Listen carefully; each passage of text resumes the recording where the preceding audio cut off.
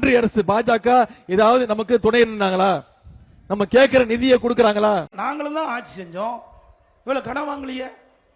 Corona காலங்க, ஒரு வருடம் அரசாங்கத்துக்கு ₹1 வரி வரிவாய் கிடையாது. ₹1 வரி வரிவாய் கிடையாது. உங்களுக்கு அத்தனை பேருக்கும் தெரியும். கொரோனா காலத்தில் வெளிவர முடிஞ்சுதா? சொல்லுங்க, வெளிவர முடிஞ்சுதா? ஒரு வருஷம் ஒரு முகத்தை ஒருத்தர் பார்க்க முடியல. இன்றைக்கு காட்டிலே எளிதாக பரவக்கூடிய வைரஸ் நோய் கொரோனா வைரஸ் நோய். அந்த நோய் ஒருவரை தாக்கப்பட்டால் உயிருக்கு ஆபத்து. அதிலிருந்து அதிமுக அரசு இருக்கின்ற பொழுது மக்களை பாதுகாத்த அரசாங்கம் அதிமுக அரசாங்கம். விலை மதிக்க முடியாத உயிரை நாங்கள் காப்பாற்றணும். அப்படி இந்த அரசாங்கத்துக்கு ஏதாவது சோதனை வந்ததா? நான் முதலமைச்சர் பதவி ஏற்கின்ற பொழுது கடுமையான வறட்சி, குடிப்பதற்கு கூட தண்ணீர் கிடையாது. அந்த காலகட்டத்திலும் மக்களுக்கு தடையில்லாம பாதுகாக்கப்பட்ட தண்ணீரை கொடுத்தோம். இரண்டாவது, கடுமையான புயல் டெல்டா மாவட்டம் முழுவதும் புரட்டி போட்டு போய்விட்டது. விவசாயிகள் பெரிய பாதிப்பு, பல வீடுகள் சேதமடைந்து, உடைமைகளுக்கு பாதுகாப்பு இல்லை, உடைமைகள் எல்லாம் சேதமடைஞ்சது.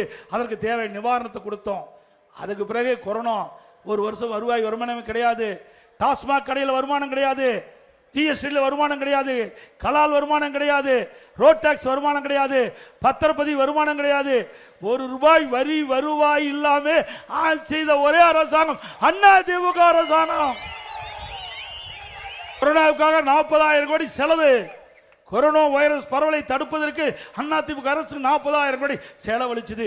இவ்வளவு செலவழிச்சும் அதிமுகவில் நிதி நிலைமை மோசமில்லாத பாதுகாத்தோம். இந்தியாவிலேயே நிதி நிலைமை சரியாக இருந்த அரசாங்கம் அதிமுக அரசாங்கம் என்று பெயர் பெற்றது.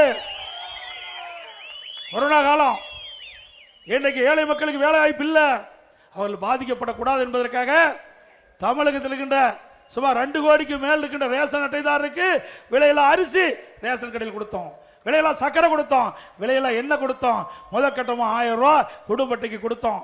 இப்படி ஏழைகளை பாதுகாத்த அரசாங்கம் அதிமுக அரசாங்கம். உண்மைதானே?